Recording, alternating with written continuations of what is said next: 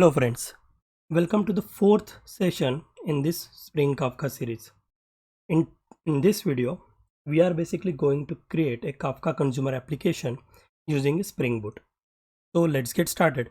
Now before we start writing application, let us try to understand some consumer concepts.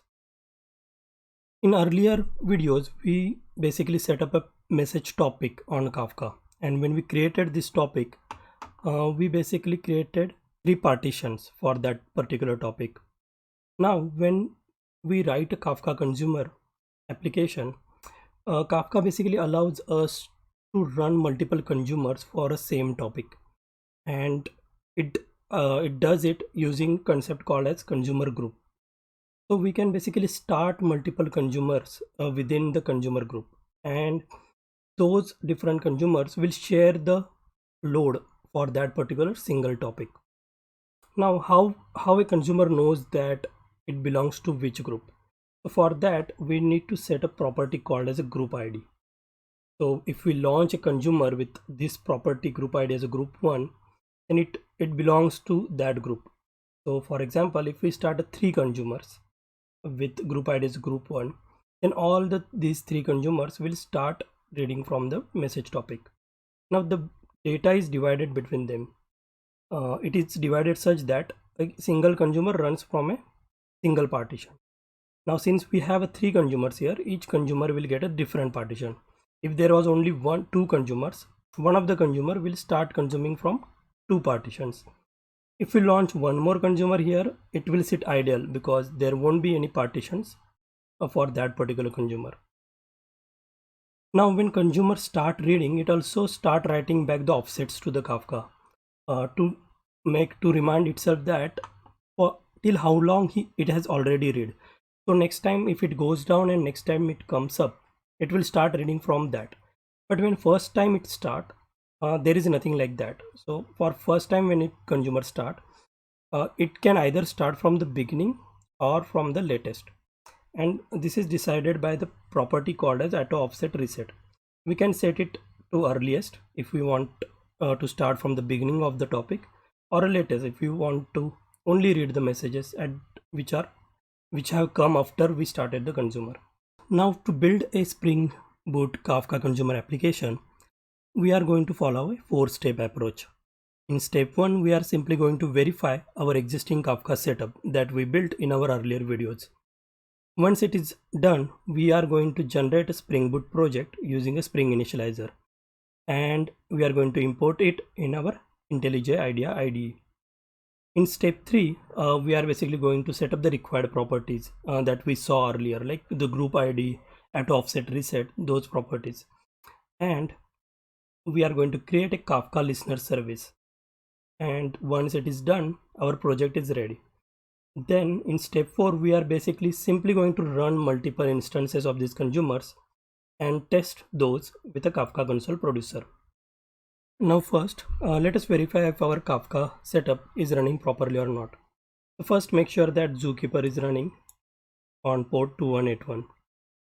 Then we will make sure that our Kafka broker is also started. To make sure that our message topic is there, we are going to run the describe command, and we can see here that the three partitions are created for this particular message topic. Now in the next step, we are going to generate our project using Spring Initializer.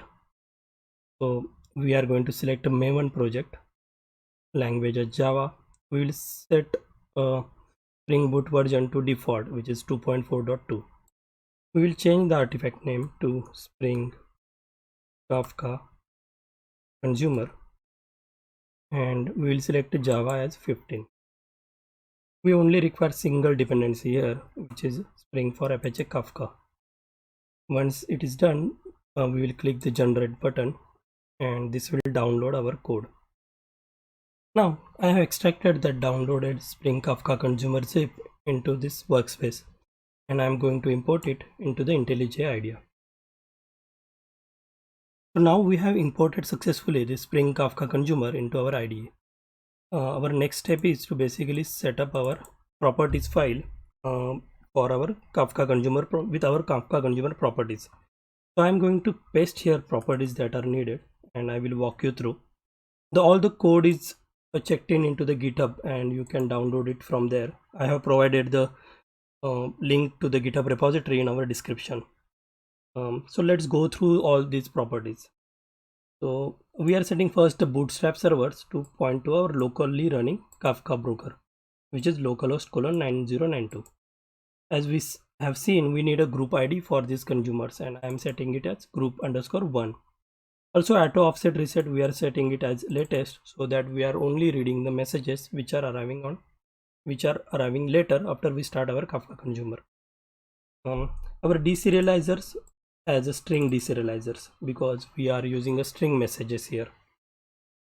Once this property file is set up, we are going to add one service class, and it is going to be our consumer service. Since it is a service class, we are going to use a Spring Boot service annotation. We are going to provide here one method that is basically going to listen to the messages that are arriving on a Kafka topic. Say consume message, and we are expecting a message of type string here. Be consume. Now let us print out the message which we have received. Say received message, append message here. Okay, now how does Kafka know that we should send a message to this consume message? So basically Spring provides us with an annotation called as Kafka listener, and we only need to provide it with a name of topics. So since we want to listen to the message topic, I am going to call it message-topic. Once this is done, our code is ready. We simply need to run our Spring Boot Spring Kafka application. So let's run it.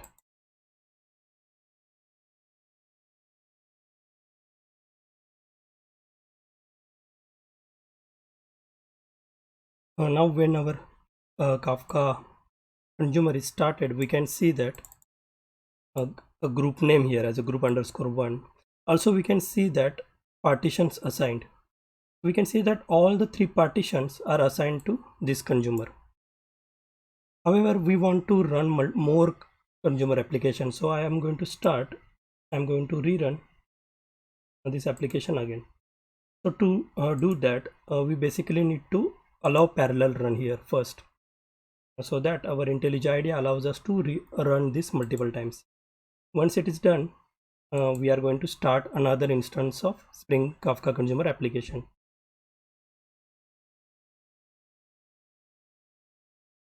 So now it is started, and you can see that it is also group 1, but now it has assigned partition number 2.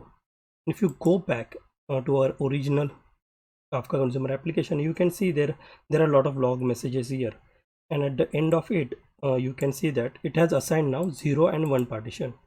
So this particular instance is reading from topic in partition 0 and partition 1, and this one is reading from partition 2.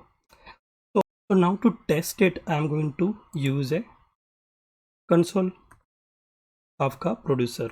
So Kafka console producer,